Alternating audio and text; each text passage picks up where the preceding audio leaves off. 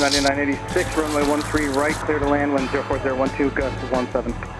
Clear to land 13 right, copy wind. Thank you, Horizon 9986. So thanks to Horizon Air and Alaska Airlines, PCC now has a Bombardier Q400. Because of the donation, students at PCC's Aviation Science and Aviation Maintenance Technology programs will have access to modern engine and avionics technologies as part of their educational experience at the college.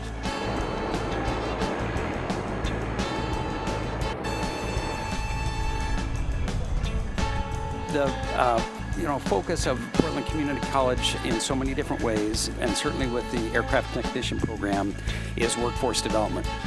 I'm not sure I knew a whole lot about what workforce development meant until the last couple of years when airlines, and especially regional airlines like Horizon Air, have been hammered with workforce development challenges.